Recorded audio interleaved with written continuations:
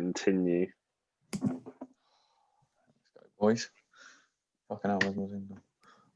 Welcome to this episode of the BU Politics Podcast. Today we're joined with Josh, Finn and Andy, and this is going to be a podcast focused entirely on the US election, unsurprisingly.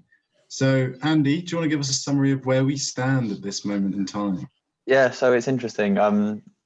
I would personally say thanking the flipping Lord that Joe Biden is currently winning, and it looks like he will win in key battleground states that he needs left. Some reports are saying he's already won.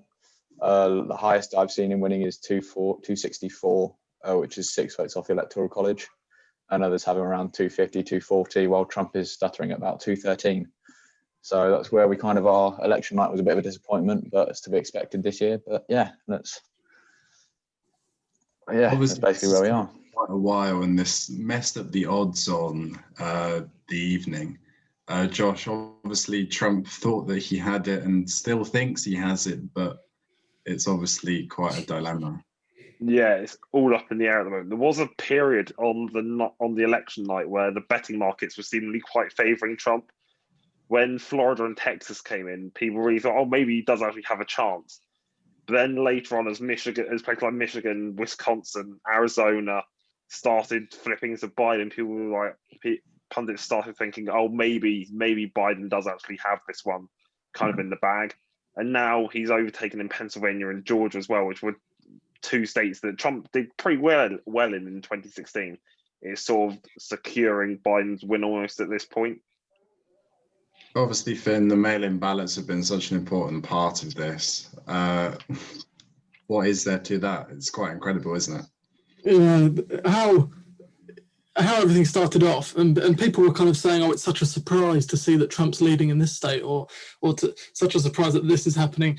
But people weren't considering that the mail-in ballots hadn't been counted yet, and typically leaning Democrat, it was always going to narrow, and in some states, in quite a few, Biden's actually overtaken Trump.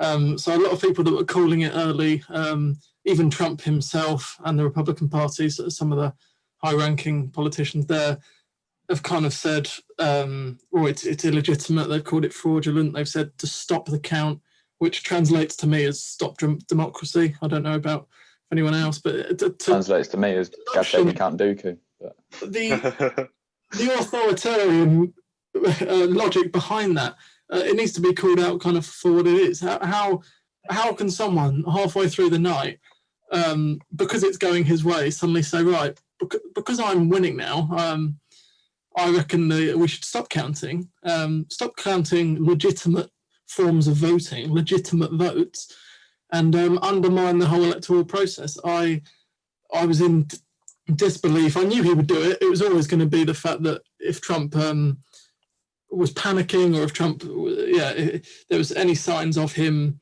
not doing too well, or as he did, he was looking okay. So he was like, right, whilst I'm on a high, let's call it. Let's say that I'm going to win. And then any commentary afterwards will be the stealing of the election from the Democrats, which, funny enough, this is what's happening. And now we'll see it potentially go to the Supreme Court, which, he won't see any success in that, I don't think. I don't know what anyone else thinks, but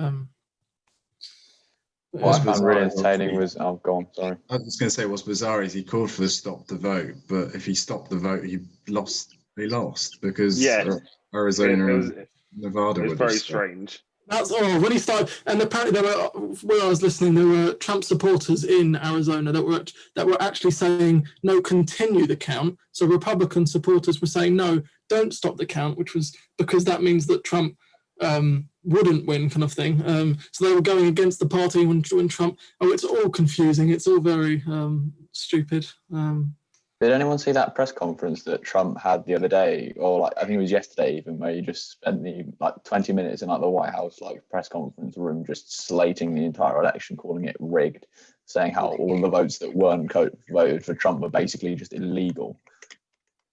Yeah, that's Trump's entire history though. When things don't go his way, it seems he calls it rigged against him. I mean, he did it with the bloody Emmys when The Apprentice wouldn't win an Emmy 2 years in a row.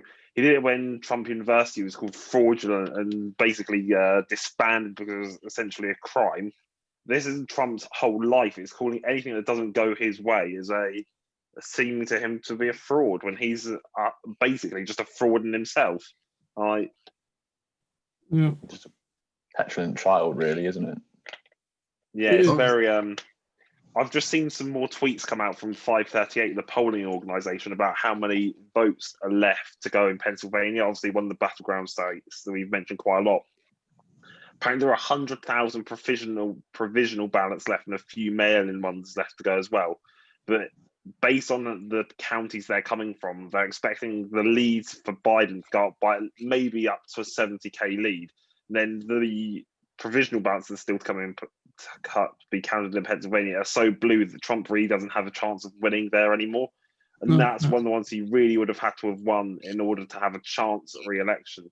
So I think realistically now, Trump has lost, is very close to losing, especially with what's happened in Arizona with Maricopa County. He won just 6 points in Maricopa County, which is one of the things that he really needed to win heavily in, which is one of the last remaining things to stop Arizona really being definitely cooled. So Trump's re-election paths are quickly closing all around him, I think. Obviously, we mentioned about the Supreme Court and what would happen with that. Obviously, he sort of loses a tad of validity, doesn't he, if this becomes a comfortable win, which if things go as they will, Biden might even get over 300. So what do you boys think about that? Yeah, I think go on. No, Andy, you can go. I was going to say if Biden gets over 300 votes for the Electoral College and he goes to the Supreme Court, Trump isn't going to get anywhere. He can't. He'll be laughed out of the room. And even if, he's nominated 3 conservative-leaning justices to the court, but he'll be laughed out of the room. Yes, they might lean certain away on, abortion rights, etc., but calling for an election to be deemed fraudulent or anything like that, I don't know the intentions or what he actually hopes to gain from it, but no, it won't happen. It's unprecedented. And even like the recounts and things like that, I think I saw from 2000 to 2015 there were 27 recounts, and I think the average vote shift across those recounts were about 250 votes, which won't make a difference anyway. So no matter what Trump tries or tries to pull, it does look like a Biden victory is now set in stone almost. Yeah, I saw I think it was on not Brexitcast, Americast, the BBC podcast, where they were talking about how unlikely it is that any of Trump's lawsuits or the Trump campaign's lawsuits will be successful.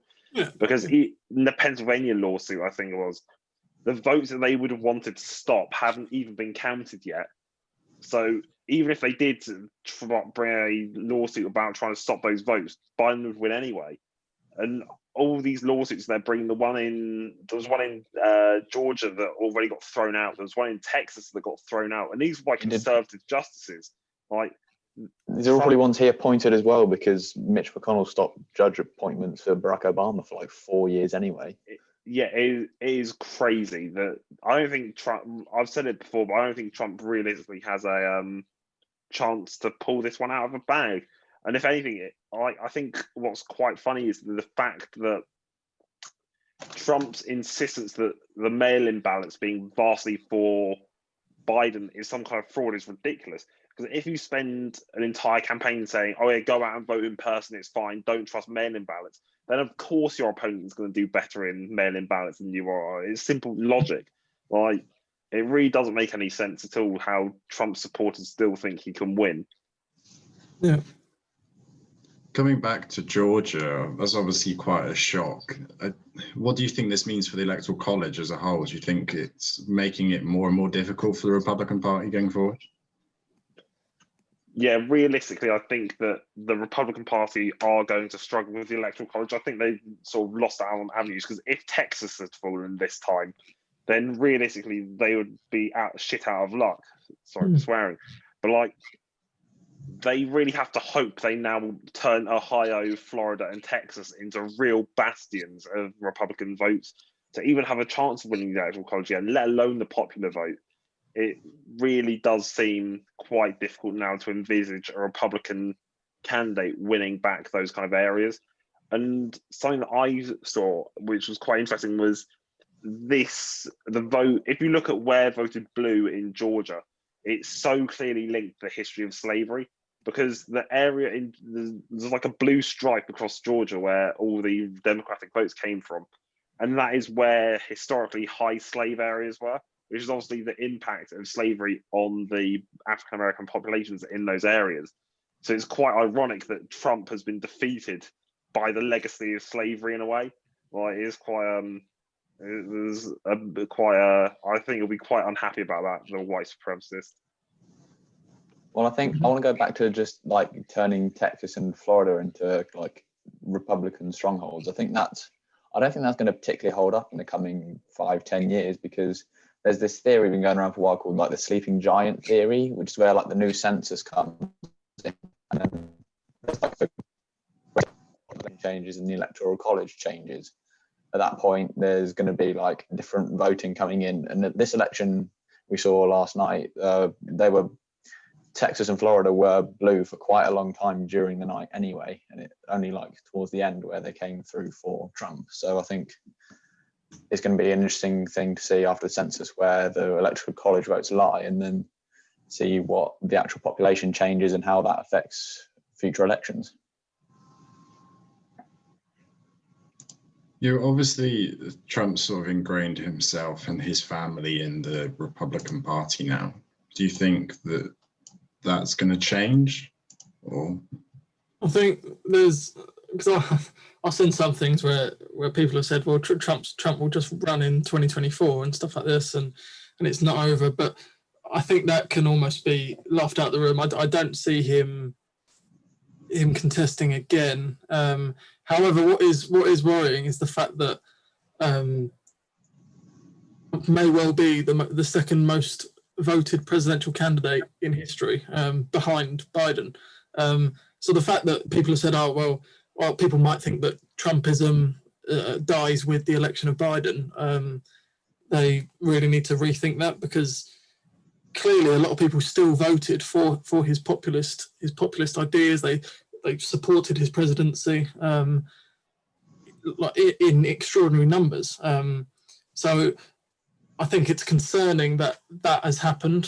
So it wasn't like a moral victory, a landslide for Biden, as the polls predicted he would have a landslide victory.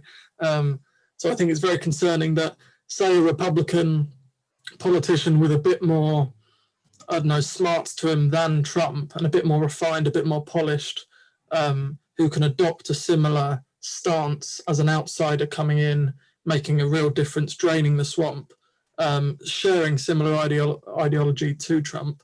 It'll be interesting to see what that Republican could do in office come 2024, and even further on, because it's shown that it is still a present idea. It still exists, and populism hasn't died with, well, the soon-to-be election of Biden. So that is concerning. So it's not exactly a win as such. I think it's a very small step for Biden and the Democrats in terms of the reunification of America, establishing consensus, a dependence on science, evidence, reason. All of that needs to be completely reshaped and reworked because of what Trump's done to undermine it. Yeah, and especially when you look further down ticket at the Senate and House of Representative races, you can really see that this time around, people are still interested in voting for the Republican Party, as they have on the Senate, and as is shown by the fact that the Democrats haven't taken the Senate. And I think that is partially because people aren't willing to vote for Trump, but they're still willing to vote Republican. So that, in a sense, they don't like Trump, they still like Republican ideas to the extent they'll vote Republican down ticket. So say because a few of the names that I've seen thrown about for 2024 at this point, maybe a Pence running, but I don't really see that. Nikki Haley, the old UN representative, Dan Crenshaw, although that's a pretty outside sort of thing. I think it'll be really interesting to see which direction the Republican Party goes after Trump, whether they go for someone like Mitt Romney, an experienced sort of elder statesman almost, or like a new young firebrand who can really try and whip up the base to the same extent that Trump did. I'd be worried that someone like Mitch McConnell could go for it as well. If he's not dead first, yeah, I was going to say, how old is Mitch McConnell? Like, I don't know, but I don't like him. He's even more uninspiring than Biden. Like Mitch McConnell does not have a chance, surely. Like he was born in 1942, so yeah, the man will be over 80 by the time it's the next election. I don't really think he's got much of a chance. Like, well, I think that brings us on to an interesting conversation. Obviously, this election has been elder statesman led. What does obviously that's something that's probably quite concerning for the voters in America.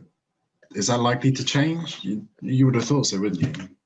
I think it probably will. I think the Democratic Party has got some quite bright, shining young stars in it, in both the more progressive wing and the more moderate wing, as we've seen with people like Buttigieg, who did pretty well in the caucuses. People like AOC, maybe in a few years' time, Stacey Abrams, Kamala Harris, even honestly being on the presidential ticket. I think it's really just the Republican Party that might struggle, because they can't. Maybe Nikki Haley or another member of the Trump family could do it, but apart from that, they're really not going to. They really don't have many like young leading talents when you think about it. Like, do you think? Sorry. Do you think that the issue of being female will be a problem? Because obviously we saw Clinton and she didn't get in.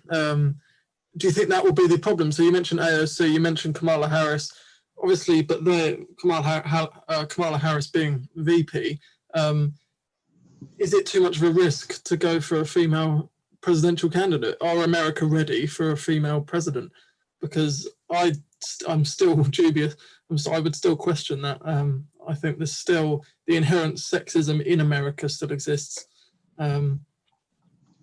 I'd agree with that, because also I think you'll find a lot of like Republican female voters will turn around and say that the presidency is a male job. Male job, yeah, exactly. It's not something that should be done by a woman. Yeah. So I think it's easy to dismiss Clinton's failures as candidate as just, oh, she was a woman. I think there are far more issues at play for Clinton than just being a woman. But I think maybe it'll take. I think maybe a women Republican voter or a woman Republican leader is probably what's needed for the Republican Party maybe to be able to vote for a woman president. Almost sort of like Thatcher in the UK, like someone who can sort of inspire the base to the same extent, even amongst all these old sexists in America. Yeah, it almost takes someone who has I hate to say this, but a male persona to actually get the ball rolling. Yeah. Dominant characteristics, people that are going to take charge, prove doubters wrong, be a strong character. But is that too aggressive? Does that in terms of the Republican Party, as Josh you just mentioned, are they ready for a female? And I would still question that. I still am worried about that. To me, when I think of like women in American politics who could take charge, I think of Hillary Clinton. If they weren't ready to vote for Hillary Clinton, but admittedly she had a whole load of baggage, emails, bill, the rest of it. But still, I think that it will be quite difficult to elect a woman president, and I really hope America does go further down that path, because I think it's saddening to see a constant old white male ticket on both sides. It's boring, it's tiresome, it's horrible to see. And the fact that we are 21st century coming through, and we are showing a lot of appreciation for people like AOC, Kamala Harris, and I think America are in the progressive and liberal side, and to be fair, on the more conservative side as well.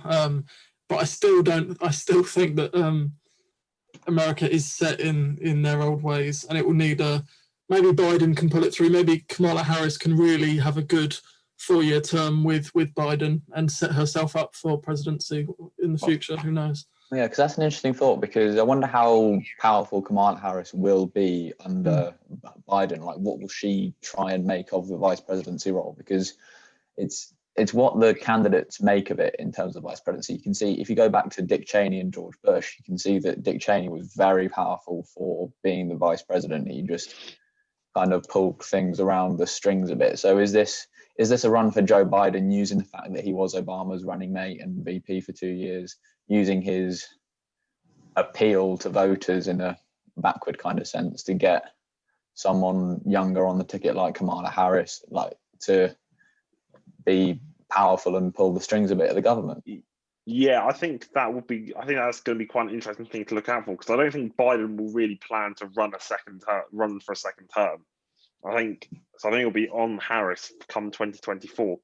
But what I'm quite surprised about, I think really what will depend on how successful Harris is in the potential 2024 bid is how successful the economy is. Because I think realistically that's the answer, or that's one of the reasons why the polls haven't shown Biden to do a lot better than he thought.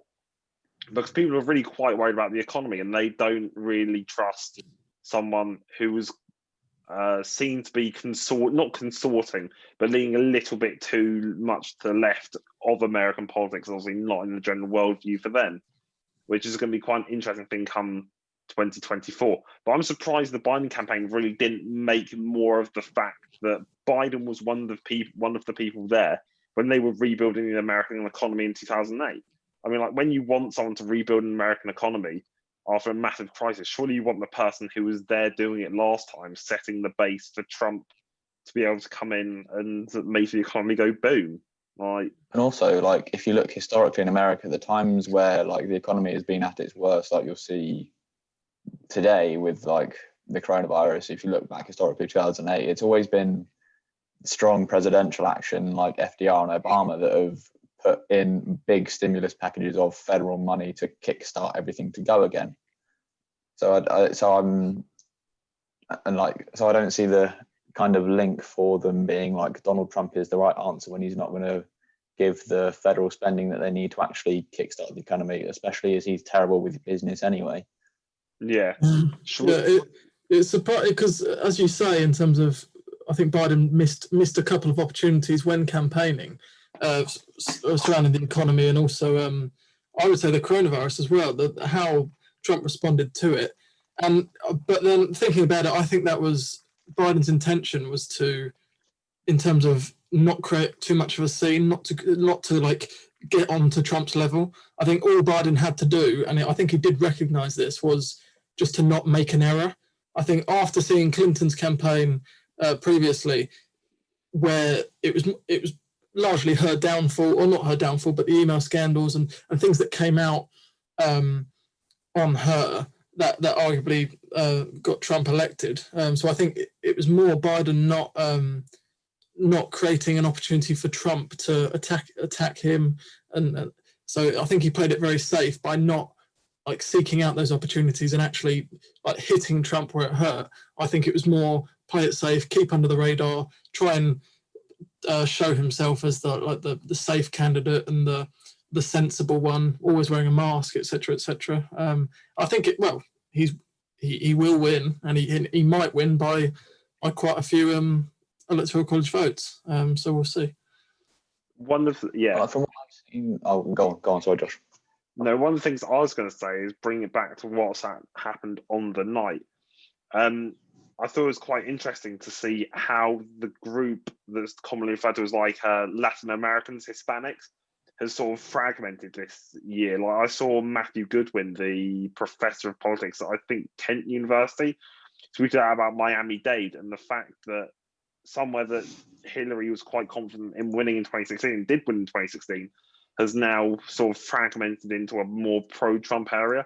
And I think it's quite interesting to see that even when Joe Biden clearly is not a socialist, merely being tagged as a socialist by his Republican opponents has proved successful in making certain groups vote against him who have fled socialist countries in the past.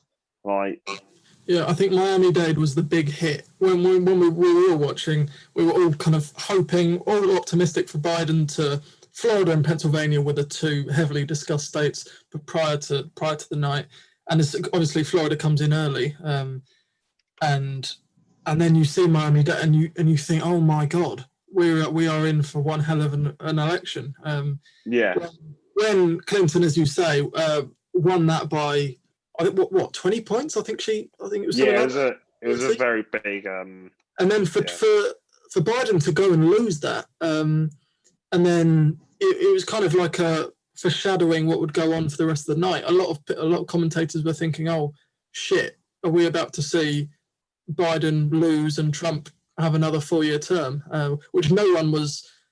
I think a lot of, going by the polls, Biden was meant to have like a landslide victory, overturning a lot of states, but Florida coming in so early and coming in with Miami-Dade and the Hispanic vote as it was shocking. And then you see the early exit polls of, 34% voters, American voters, regard the economy as the most important issue. And then coronavirus was, I think it was Black Lives Matter and like racism underneath that. And then in third was coronavirus, which I personally would have thought would have been battling for top with the economy. But as you say, it was interesting to see that go so early. Well, obviously, CNN discussed this yesterday. So I think there was 120,000 new cases for the US as of yesterday. I think surely this is important, isn't it, boys, about them getting a grip of this now and having some political stability, because the election clearly has foreshadowed the actual recovery effort to an extent where it just can't be sorted properly. Yeah, it will be quite difficult for a proper recovery effort for COVID going to place, especially as over the next 3 months, the main focus of the government will be sort of transitioning over to probably a new incumbent president. It'll be very difficult for them to set in motion any long-term plans to get coronavirus under control. Yeah. I think at this point, like as the exit polls showed, Americans don't really care anymore. They want their lives to go back to normal. They don't really want to be locked back down again. I don't think anyone does. But it's quite interesting to see that they're almost willing to put coronavirus aside and just focus on the economic recovery from coronavirus. And I think that's maybe a public messaging failure from the Trump presidency, of sort of downplaying just how serious this virus is if it isn't taken seriously. It will be a relief, well, for me, and we're not even American citizens, but I think it will be a massive relief to see evidence-based thinking, science, expertise being not relied on, but used and considered in making big presidential decisions surrounding what you've got a global health crisis that hits you. And then the fact that Trump repeatedly downplayed it and came out with some injecting washing up liquid or something like that, disinfectant. Oh yeah, disinfectant in your veins to clean out the virus in your system. When you've got a president who's gained support by so many, and then you actually hear stories about people actually doing that because he's the guy that is meant to lead by example. It's appalling to see. So some, I don't know, restoration of that with Biden will be brilliant, but we've still got another month and a half of a Trump presidency to endure, and then a Supreme Court battles and stuff like that. So will coronavirus be at the forefront of, I don't know, the mind of Trump? Probably not. It will be how badly can I leave this situation for Biden, in the hope that he has a poor first 6 months, first 100 days in office. Well, like, what's interesting as well is like with Biden coming out and saying he's going to be listening to scientists like Dr. Fauci and whatever again, Donald Trump actually tried to use that against Biden as like, he's going to be listening to scientists. We can't elect this man. Like, yeah, it's a very strange. It's almost like saying, "Oh yeah, we're not going to listen to economists on the economy. We're just going to do whatever the fuck we want." Like it's Trump does anyway, isn't it? He just does pretty much. Like, ruins everything. Yeah. Yeah, how he's undermined institutions and the postal service. That's never been done before. The bedrock of American society, democracy, the free world, and the fact that Trump's come in, and you've had people, You've had presidents that have undermined certain aspects of the presidency, but not as to the scale that Trump has done. So in terms of where you go from here, it really is trying to establish consensus and unifying the electorate. And I don't know if you saw the John McCain concession speech of 2008 that's been plastered around Twitter everywhere, but I watched it the other day, I think yesterday, and that was a lesson in dignity, respect for Obama, and then you see Trump and the way he's throwing his toys out the pram and stuff like that. It is a vast contrast, and it makes you quite sad to see the position that America are in at the minute. And where do you go from here? Just coming in now, literally like just happened as we've been on air, they've resumed counting in Nevada, and Biden's lead has increased to 22,000 votes in Nevada, which is effectively doubling his lead. And I think that means his lead is up 1.7%, up to 1.7% now.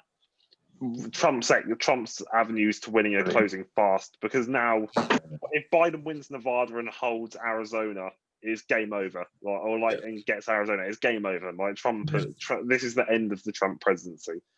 I'd like to have a quick conversation about Arizona, actually, because we just talked about the McCains. I think it's quite an interesting dynamic. Obviously, Cindy McCain came out and backed Biden. This comes back to the conversation we had earlier, that Republicans are happy to vote Republican in the Senate, in the House, but clearly Trump wasn't what they wanted in some of these well built up sort of semi-urban Republican areas.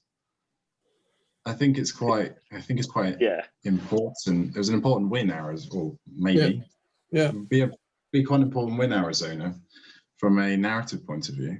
Didn't the Democratic Party win the Senate race in Arizona? I think that was the only one that actually picked up, because that was the thing about everyone was expecting, and I think they won Colorado. They took Colorado as well, but it was very very strange, like the fact that so many people, or many Trump sort of pollsters were thinking, or not pollsters but pundits almost, were thinking, why is this happening? How is it possible that we're doing so well down ticket but losing to Biden in the actual thing? I think that's one of the main differences between the UK and the US, because in the UK, if you vote for your local MP, then that is directly going to help put the other person into power. So say if you don't like Corbyn, you can't risk voting for your Labour MP, even if you really do like them, because will help put Corbyn in power, for example. Whereas in America, you can vote down ticket on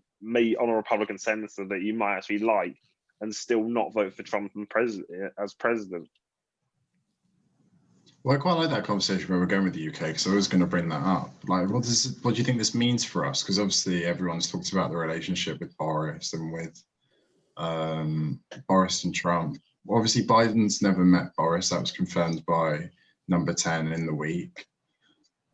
Do you think Biden's have high expectation for us, and is going to take some importance that maybe Trump did value? I don't know. I think I've seen reports that Biden is going to make Germany his main sort of cornerstone in Europe, rather than trying to rekindle that special relationship. And I can kind of understand why. But I think it's interesting. I think it's quite interesting for Boris almost to see that when everything, because Boris and Trump are in similar positions, they're both being hounded for their treatment of coronavirus quite rightly. And I think it's quite interesting for Boris to see that most people do not care about coronavirus. I don't know if that's will be in the same in the UK, but it's quite I'll be wary of drawing too many sort of similarities between the UK and the US, but I think it'll be very difficult for the Brexit, or not Brexit negotiations, but oncoming trade negotiations, especially as they've never met. And I expect there'll be quite a frosty relationship there, especially over the Good Friday Agreement. Right. I think just on Boris, just looking to the future as well, I think he's going to be terrified for the next general election in 2024. Or is it 24, 25? No, it'll be either 23 or 24. 24. He's going to be terrified for that election because he's got he's got the entire nation of students just against him at this point. I can't see how students can back him. Yeah, but that doesn't. But I promise you now, Boris Johnson does not give a shit about how students will vote in the general election. Because and that's going to be worrying for him because he's got a load of galvanised students waiting to vote now. No, but he does not care because students will either vote in the places that they live, cities, which always vote Labour anyway, or go back home and vote in their home counties where they predominantly come from, which probably won't flip the seats either. So it's not that big of a thing for Boris. Would really have to be worried about the people up north who might not vote for him after this if he doesn't truly go through with his levelling up agenda. I don't think he's really worried about the impact of the student vote because they always vote against Boris they always vote against the Tories anyway. So it'll be interesting to see how Keir Starmer can, obviously with the whole anti-Semitism scandal that kind of, or not scandal, but everything that's happened in the past week or past couple of weeks, and how Keir Starmer will go on from there, removing the stigma from the Labour Party and then challenging Boris. But in terms of, like, Adam, what you said about the special relationship, I think it will be easier to manage from a UK perspective, managing someone that will help us, recognises the need for a special relationship, and establishing trade talks. Obviously, coming to an end of the transition period soon.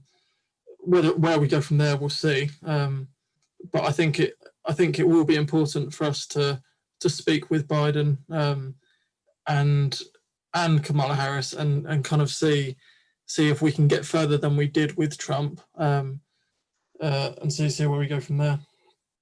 Isn't this whole, for me, this feels like we're coming back to a conversation actually about rhetoric and about the way that ideas are displayed.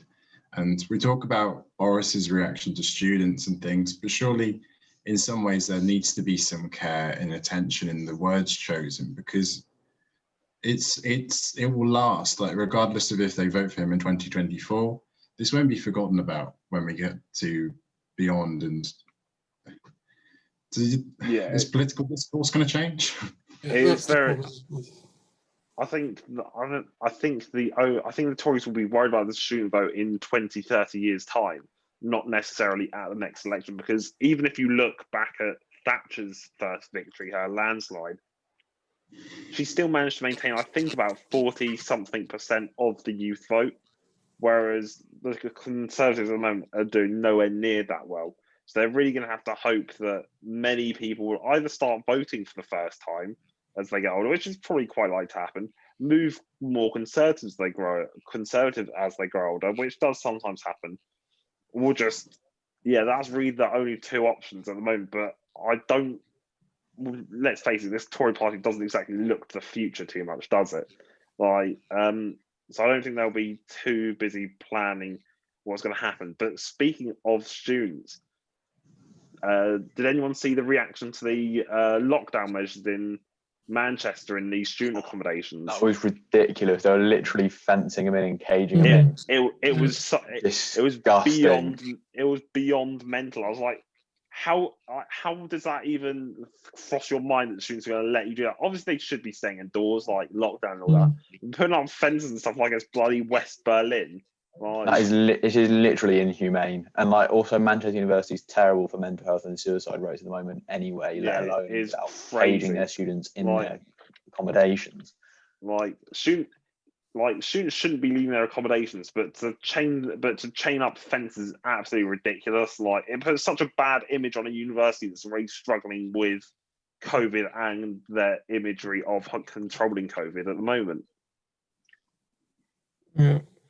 I think going back to your question, Adam, in terms of political discourse and how we change it, I would say, because I'd say that's probably one of my biggest concerns in terms of we're all final year politics students, looking at like dissertations and stuff like that.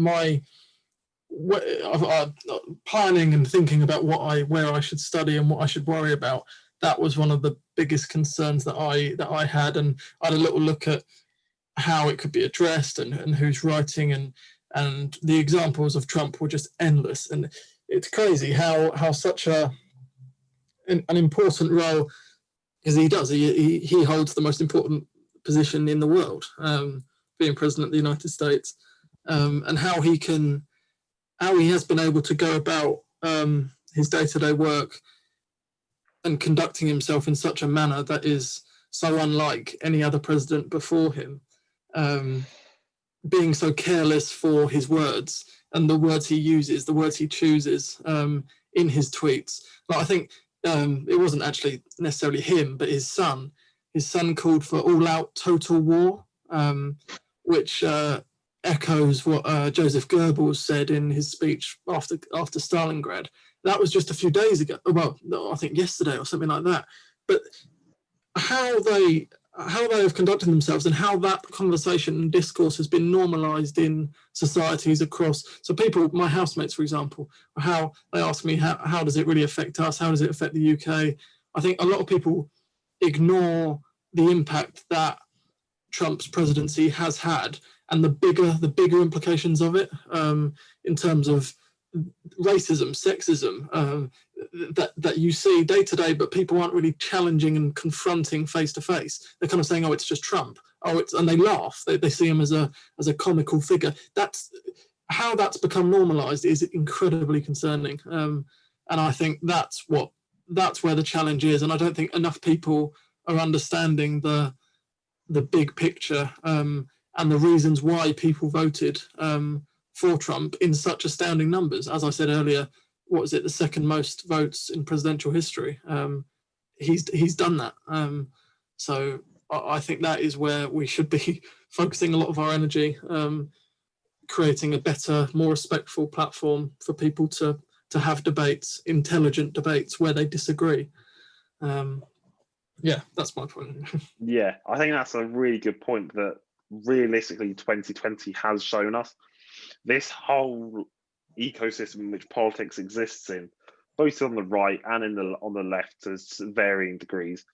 But I think realistically, the manner in which people address themselves is so shocking, it borders on disbelief.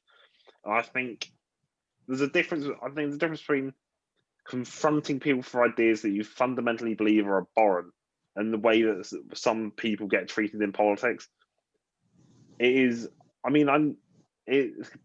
such a different place to how politics was done in 2008, for example, where you see, I don't know if anyone's ever seen the clip between the McCain and the Republican vote where she calls Obama an Arab and he has to shut down for that. I know for a fact Trump wouldn't say, "Oh, my opponent's still a nice guy" or whatever. He would fully rub in that and try and exacerbate the problems that already exist. I think that's been one of the things that's also been the theme of 2020 as a whole. For example, Nigel Farage trying to encourage race wars over the Black Lives Matter protests. Utterly disgusting. They love it. I've been saying this for a while. They enjoy, I know a lot of people think this as well, but they enjoy the polarization. They enjoy the division. I said when the coronavirus came along, Black Lives Matter protests happened. The chance for, and in terms of the psychology of these politicians and the narcissistic personalities that they show and have, it's just a chance for them to exert their ego on a situation and further split the nation, rile up their own base. And the fact that people are being riled up to such an extent is a huge matter of concern and needs addressing, not with saying, "Oh, well, you're a Trump voter, you're an idiot." That doesn't solve the problem. That is completely useless. And likewise, you're a Biden voter, you're an idiot. It doesn't tackle the underlying emotions behind it. You can't just say to a blatant lie, you can't present them with a fact. You need to address the emotion. You need to address the reasons why that they are believing such well, in some cases it has been stupidity.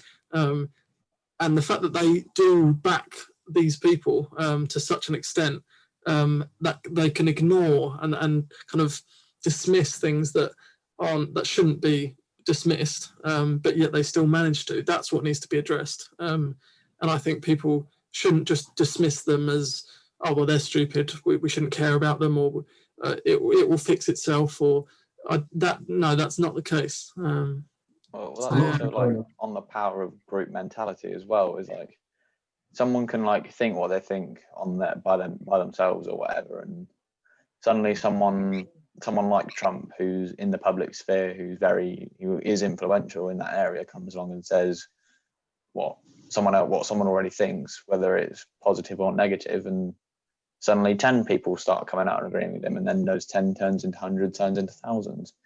It's when people get enough support for something they already think, they galvanize and they fight for it.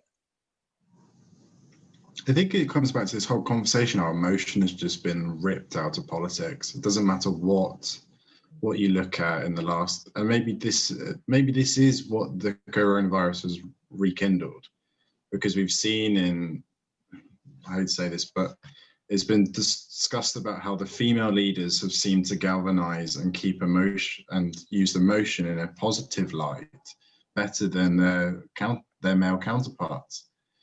Is this something we need to consider, compassion, which seems to have just been thrown out the window in politics now?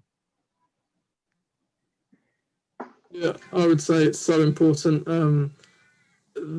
that we adopt a compassionate view on things, and approach it. It sounds corny or whatever, but approach things with love and not hate. The fact that people want to vilify the outsider in terms of immigration, but for we could have. Luckily, we were born in I don't know, a nice part of the south of England, but we're not born in Syria. We're not born in it. We could have quite easily have been, but people don't appreciate people's situations and where they've come from, why they think that certain way, and so someone's point of view may be completely different to yours, but you need to listen to it and you need to appreciate where they've come from, why they think that way, and still, based on hearing what they've got to say, then coming up with a reasonable and eloquent and respectful response to what they've got to say. And I think echo chambers, perpetuate negative discourse. I think that's a huge problem. People only reading and listening to what they want to read and listen to, or on stuff that reaffirms their beliefs. I think as a citizen, people should be actively looking for things that disagree with them, and I think that's where that will be a huge. I would like to see the impact of that if people did adopt a stance where they followed people that they completely disagree with. So, for example, I follow every single political party. I'm sure we all do as politics students, but just to hear the points of view of different parties, whether or not I agree with them or not, but it just gets me more accustomed to reading and listening to a point of view that challenges mine. I think that's a big thing that people need to do. I think expanding on that, I think there's just a general lack of respect that goes on these days as well within politics, because a lot of people get like emotionally attached to what they believe in. They'll research something, they'll stick to it, they'll get in their echo chambers, and they'll get emotionally engaged in what they're listening to and reading. And then when someone turns around and challenges them, the knee-jerk reaction is to just dismiss it outright and scream and yell and fight them, rather than engaging in a healthy discussion about something. So I think there needs to, so maybe do find yourself in these echo chambers, maybe stay in them, but go back to a place of respecting other people's opinions and holding a proper discourse about things, rather than yelling at people and calling people idiots, because you won't get anywhere and you'll only entrench people that you disagree with in their own being as well. Yeah, I think that's it. You will only further ingrain those views in that person and that's what a large problem of certain campaigns have done against Trump and Trump's base, by calling them out and just saying, trying to, aggressively combat the problem doesn't fix it. It will never do. It will just further rile them up to the point where they will just end up supporting Trump more. And then, like, you see the rise of QAnon with two people elected in office from the conspiracy group. that was appalling. That shows the state of US politics in my eyes. The fact that those two candidates, well, to be fair, their policies and how they think might be reasonable, but the fact that they are outwardly QAnon supporters, which is I don't know if you know about the conspiracy group, but the fact it's crazy. Yeah, Josh, you go on, speak about it. Like QAnon is probably like it's maybe the most batshit insane conspiracy theory I've ever, or like especially in American politics, like for like a mainstream one. Like, I thought the Obama birth thing was crazy. This is just it revolves around a whole web of sort of everyone who's not a Trump supporter is actually a pedo and also a Satanist, but also definitely a pedo. Like, it's so beyond strange, and it's sort of like it really plays to how quickly information can spread across the sort of echo chambers online. Because the original post on 4chan, I think, was only 3 people saw it, and that has become such a widespread sort of phenomenon. It is absolutely mental. Like, it's probably on course with like the whole sort of the EU is actually the Soviet Union kind of thing that was kind of prevalent after the Brexit campaign. It is very, very strange indeed. Should we wrap that up? Should we wrap this up soon? We've been going for nearly an hour. So I think we've had a good conversation now. I don't think there's much more to add. I think maybe next week we look at a reflection of the map, see where we stand, see what that means for the Senate and the House potentially next week, and see what that will mean for Biden. So that's to enjoy for next week. So I hope you enjoy that and tune in. So we'll see you all next week. Bye-bye. Thank you very much, everyone. Bye. Bye.